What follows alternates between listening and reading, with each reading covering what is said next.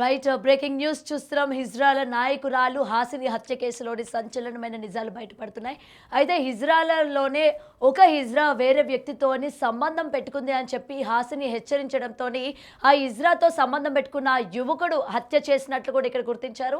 అయితే దీనికి సంబంధించి గతంలో కూడా అతని పైన హాసిని మందలించిందని, తనతో పాటు అంటే తోటి హిజ్రాతోని తిరగొద్దు అని చెప్పి కూడా చెప్పినట్టు ఇక్కడ క్లియర్గా కనిపిస్తోంది. అయినప్పటికీ హిజ్రా యొక్క రిలేషన్ పెట్టుకున్న ఆ యొక్క వ్యక్తి ఎవరైతే ఉన్నారో తనని ఈ విధంగా చెప్పడం ఏంటి, వేరే వ్యక్తితో తిరగొద్దని చెప్పడానికి తను ఎవరు అని చెప్పి అప్పటి నుంచి హాసిని పైన కోపం పెట్టుకున్నట్టు కూడా తెలుస్తోంది. అయితే అదును చూసి హాసినిని తనతో పాటు మరికొంతమందితోని దారి కాసి అత్యంత కిరాతకంగా హత్య చేసినట్టు కూడా తెలుస్తోంది. అయితే దీనికి సంబంధించి మరింత సమాచారం మా ప్రతినిధి సురేందర్ అందిస్తారు.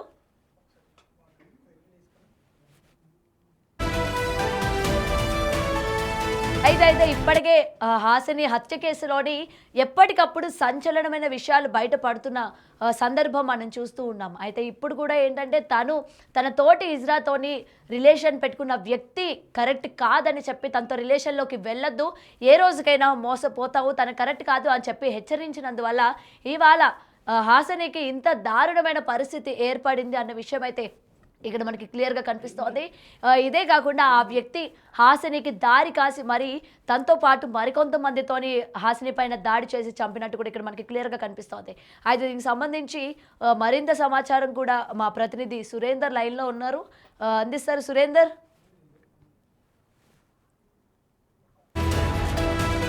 చెప్పండి, అసలు హాసినికి సంబంధించి తోటి ఇజ్రాతోని ఎవరైతే లీగల్ రిలేషన్షిప్ పెట్టుకున్నారో అతన్ని హెచ్చరించినందువలన హాసిని పైన ఇలాగ కోపం పెట్టుకొని దారి కాసి మరీ హత్య చేసినట్టు తెలుస్తోంది కదా. సో ఇతనే కాకుండా ఇంకెంతమంది ఉన్నారు, అలాగే ఈ ఇజ్రాకి సంబంధించి హ్యాండ్ కూడా అందులో ఏమైనా ఉందా? గాయత్రి, ఏదైతే నెల్లూరు జిల్లాకు సంబంధించినటువంటి హిజ్రా లీడర్ గా ఉన్నటువంటి హాసిని హత్య దారుణంగా హత్యకి గురవటం కూడా మనందరికీ తెలిసినటువంటి విషయమే. ఈ విషయాల్లో కూడా హత్య జరిగినప్పటి నుంచి అనేక కోణాల్లో కూడా ఇటు పోలీసులు దర్యాప్తు మొదలు పెట్టడం జరిగింది. ఆ దర్యాప్తులో భాగంగా ఎవరైతే అనుమానితులు ఉన్నారో వారందరినీ కూడా అదుపులోకి తీసుకొని వారందరినీ కూడా విచారించడం జరిగింది. అయితే ప్రస్తుతం మనకి రీసెంట్ గా ఒక విషయం సమాచారం కూడా తెలుస్తా ఉంది. ఏదైతే గతంలో హాసిని ఇజ్రాగా ఉన్నటువంటి హాసిని ఈ యొక్క మరో హిజ్రాతో మరొక యువకుడు సహజీవనం చేస్తున్నటువంటి విషయాన్ని తెలుసుకున్నటువంటి హాసిని వారిని మందలించడం కూడా జరిగిందని చెప్పి కూడా తెలుస్తా ఉంది. ఆ మందలించినటువంటి క్రమంలో ఆ మరో హిజ్రా ఎవరైతే ఉన్నారో హాసిని లీడర్ గా ఉన్నటువంటి వారి సంఘంలో ఉన్నటువంటి మరో హిజ్రాతో ఆ యువకుడు సహజనం చేస్తున్నారన్నటువంటి విషయం తెలుసుకున్నటువంటి హాసిని వారిని పిలిపించి మందలించడం కూడా జరిగిందని, ఆ మందలించినటువంటి క్రమంలో ఇది మంచి పద్ధతి కాదు, మరో రకంగా కూడా ఆ యువకుడు ఎవరైతే ఉన్నారో ఆ యువకుడు కూడా నేర ప్రవృత్తి ఉందని కూడా తెలుసుకున్నటువంటి హాసిని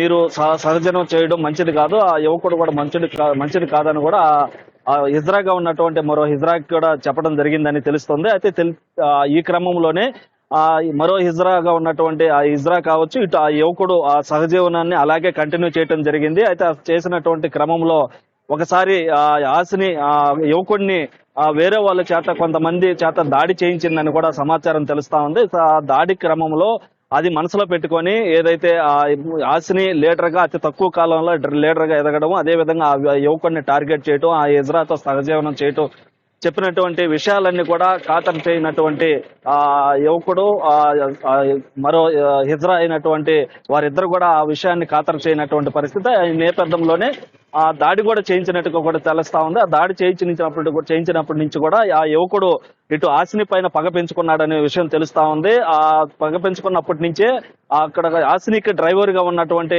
ఉన్న వ్యక్తితో పరిచయం పెంచుకొని ఆ వ్యక్తి డ్రైవర్ ద్వారా హాసిని ఎక్కడికి వెళ్తుంది, ఎలా వెళ్తుంది, ఎక్కడుంటుంది, హాసినితో పాటు ఎవరెవరు ఉంటున్నారన్న విషయాలన్నీ కూడా పూర్తిగా సేకరించి ఏదైతే 10 మందిలో తనని దాడి చేయించిందన్న విషయాన్ని దృష్టిలో పెట్టుకొని, అదేవిధంగా ఆ హిజ్రాతో సహజీవనం చేయొద్దని చెప్పినటువంటి విషయాలన్నీ దృష్టిలో పెట్టుకొని ఆ యువకుడు ఎవరైతే ఉన్నారో ఆ యువకుడు కూడా నేర ప్రవృత్తి కలిగి ఉన్నటువంటి వ్యక్తి కావడం, అదేవిధంగా ఆ డ్రైవర్ తో పరిచయం పెంచుకొని ఆ డ్రైవర్ కాడి నుంచి హాసిని విషయాలన్నీ తెలుసుకుంటూ కూడా గత కొద్ది రోజులుగా కూడా ఆ యొక్క హాసినిని అంతమంతించేందుకు ప్రయత్నాలు కూడా చేసినటువంటి పరిస్థితి కూడా తెలుస్తా ఉంది.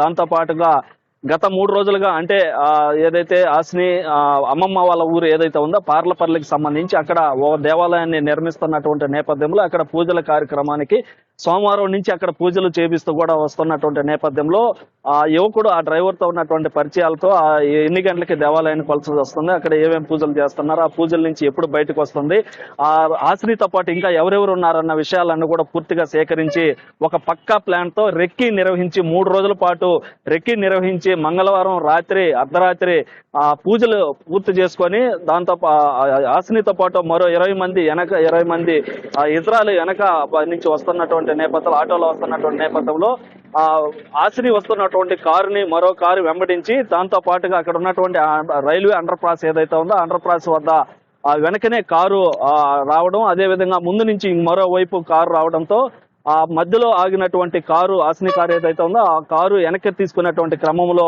మరో కారు వచ్చి వెనక ఆగడంతో కూడా హాసిని ఎటు కూడా తప్పించుకోవాలన్నటువంటి పరిస్థితి. అయితే ఒక్కసారిగా ఆ కారులో నుంచి 12 మంది యువకులు ఆ కారులో నుంచి దిగి హాసిని కారులో నుంచి గిట్టుపట్టుకొని బయటకు లాగి నరికి చంపినట్టుగా కూడా మనకి పోలీసుల నుంచి తెలుస్తున్నటువంటి సమాచారం. అదే విధంగా ఏదైతే కక్ష పెట్టుకున్నటువంటి వ్యక్తి యువకుడు ఎవరైతే ఉన్నారో ఆ యువకుడే ఈ యొక్క హత్య చేయించినట్లు కూడా ఇటు పోలీసుల నుంచి సమాచారం తెలుస్తా ఉంది. దాంట్లో భాగంగా ఆ అనుమానం కింద కూడా ఆ యువకుడిని అదుపులోకి తీసుకొని కూడా విచారించినట్లు కూడా తెలుస్తా ఉంది. అయితే మొత్తం ఒక విషయం చెప్పండి, ఎందుకంటే తోటి హిజ్రా తర్వాత తన భవిష్యత్తు చెడిపోకూడదు అని చెప్పి తనతో తిరగొద్దు అని చెప్పి ఏదైతే ప్రయత్నం చేశారో కేవలం అదే రీజన్ లాగా ఇక్కడైతే, ఎందుకంటే ఇంత అత్యంత కిరాతకంగా 12 మంది ఆమె పైన దాడి చేసి దారుణంగా చంపారు కదా, కేవలం అదే రీజన్ అనుకుంటున్నారా? లేకపోతే ఆమె ఏదైతే వాళ్ళ అమ్మమ్మ ఊర్లోని గుడి కట్టిస్తున్నారు అని చెప్తూ ఉన్నారు కదా, మరి ఆ గుడికి సంబంధించి ఆమె కట్టించడం ఏంటి? లేకపోతే ఆమెకు అంత డబ్బు ఎక్కడి నుంచి వస్తుంది? ఇంత పేరు ప్రఖ్యాతలు ఒక హిజ్రా అయ్యుండి ఈమెకి రావడం ఏంటి అని చెప్పి ఇందులో వేరే వాళ్ళు ఎవరైనా హస్తం ఉన్నట్టు ఏమైనా తెలిసిందా ఇప్పటికీ? అయితే పోలీసులు హత్య జరిగిన క్షణం నుంచే అనేక కోణాల్లో దర్యాప్తు చేయడం జరిగింది. ఏదైతే హాసినితో ఎవరెవరు శత్రువులుగా ఉన్నారో, హాసినితో గతంలో ఎవరెవరితో గొడవలకు దిగి ఉంది, అదేవిధంగా నెల్లూరు జిల్లాలో కూడా గతంలో ఆధిపత్య పోరు కోసం ఇక్కడ కొన్నిసార్లు కూడా గొడవలు కూడా జరిగినటువంటి పరిస్థితి. ఏవైతే కోణాలు ఉన్నాయో అనేక రకాల కోణాల్లో కూడా పోలీసులు మొత్తం హాసినికి ఉన్నటువంటి గొడవలు కావచ్చు, హాసినితో ఉన్నటువంటి వర్గపోరు కావచ్చు, అదేవిధంగా ఆధిపత్య పోరు కావచ్చు, ఇలా అనేక రకాలుగా కూడా అనేక కోణాల్లో పోలీసులు అయితే దర్యాప్తు మొదలు పెట్టడం జరిగింది. అయితే ఈ దర్యాప్తులో ముఖ్యంగా హాసిని దారుణ హత్యకి గురైన తర్వాత ఉదయం అక్కడ సెర్చ్ చేయడం జరిగింది. పోలీసులు సెర్చ్ చేసినటువంటి క్రమంలో అక్కడ 2 మొబైల్స్ 8 సవర్ల బంగారం దొరికింది. దీంట్లో భాగంగా అక్కడ ఉన్నటువంటి డ్రైవర్ మీద అనుమానం రావడం జరిగింది. ఈ క్రమంలోనే డ్రైవర్ ను కూడా పట్టుకొని అప్పుడే విచారించడం జరిగింది. దాంతో పాటు దొరికినటువంటి ఫోన్లో సమాచారం మేరకు పోలీసులు కూడా పూర్తిగా సమాచారం తెలుసుకొని బయట నుంచి తీసుకొచ్చినటువంటి దుండగులు ఎవరైతే ఉన్నారో వారి చేతనే ఈ యొక్క హత్యని చేయించినట్లుగా ఒక ప్రాథమిక అంచనాకు కూడా పోలీసులు వచ్చినట్లు కూడా మనకున్నటువంటి సమాచారం.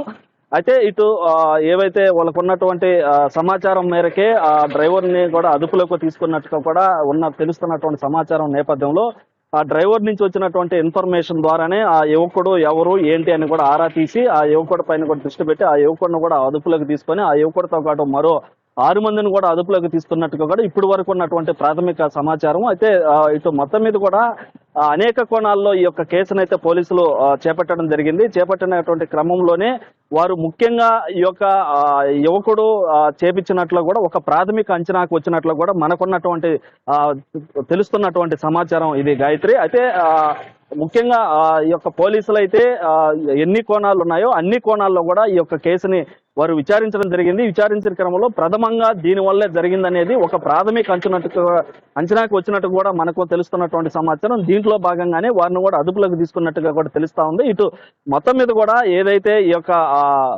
హిజ్రా హత్య ఏదైతే ఉందో అది ఒక కలకలం రేపడంతో, అదేవిధంగా దారుణంగా అతి దారుణంగా ఆ యొక్క కత్తులతో వారు తీసుకొచ్చినటువంటి కత్తులతో నరికి చంపడం ఏంటని కూడా పోలీసులు ఇదొక ఛాలెంజింగ్ గా తీసుకొని అదేవిధంగా బయట ప్రాంతాలు అదేవిధంగా అక్కడికి వచ్చినటువంటి అటాక్ చేసినటువంటి కారులు ఏవైతే ఉన్నాయో ఆ కారు నెంబర్లు కూడా అక్కడ దొరకడంతో పోలీసులకి ఆ కారు నెంబర్లను కూడా ట్రేస్ చేసి ఆ యొక్క కారు నెంబర్లు ఎవరి పేరు మీద ఉన్నాయి, ఎవరివి ఆ కార్లను కూడా విచారించడం జరిగింది. విచారించిన క్రమంలో అటు ఆరాధీసినటువంటి క్రమంలో ఒక కారు జగదేవపేటకి చెందినటువంటి వాసిదిగా గుర్తించినట్టుగా తెలుస్తా ఉంది. మరో ప్రాంతానికి సంబంధించినటువంటి ఈ జిల్లా కాకుండా మరో జిల్లాకి సంబంధించినటువంటి కారు అని కూడా పోలీసులు గుర్తుపట్టడం జరిగింది. దీంట్లో భాగంగానే పోలీసులు అయితే ఇటు పడవలూరుకి సంబంధించినటువంటి సిఐ సురేంద్ర బాబు కావచ్చు, ఎస్ఐ కోటిరెడ్డి కావచ్చు, ఇటు డిఎస్పీగా ఉన్నటువంటి ఘట్టంనేని శ్రీనివాసులు కావచ్చు, అదేవిధంగా ఎస్పీ ఆదేశాల మేరకు వీళ్ళంతా కూడా 3 బృందాలుగా ఏర్పడి ఈ యొక్క కేసుని ట్రేస్ చేసి పట్టుకునేందుకు సర్వ విధాలా కూడా ప్రయత్నాలు చేశారు. అయితే చేసినటువంటి క్రమంలోనే వారు ఏదైతే డ్రైవర్ ద్వారా ఫోన్ కూడా చెక్ చేయటం, అదేవిధంగా వారికి దొరికినటువంటి ఫోన్ల ద్వారా కూడా ఈ యొక్క కేసుని ట్రేస్ చేసేందుకు ప్రయత్నాలు చేశారు. ఆ కేసులో కూడా వారు అనుకున్నట్టుగా ఈ యొక్క యువకుడే చేయించినట్లు కూడా పలు అనుమానాలు వ్యక్తం ఉన్నటువంటి నేపథ్యంలో ఆ అనుమానాలను కూడా విచారించడం జరిగింది. అదేవిధంగా డ్రైవర్ను కూడా అదుపులోకి తీసుకొని విచారించినటువంటి క్రమంలో ఆ యొక్క వారు ఉద్దేశపూర్వకంగానే ఆ హిజ్రాతో సహజీవనం చేయొద్దు అన్న ఉద్దేశంతోనే ఈ యొక్క హత్యకి పాల్పడినట్లు కూడా ఇప్పుడు వరకు ఉన్నటువంటి అయితే ప్రాథమిక సమాచారం. గాయత్రి. Thank you Surender.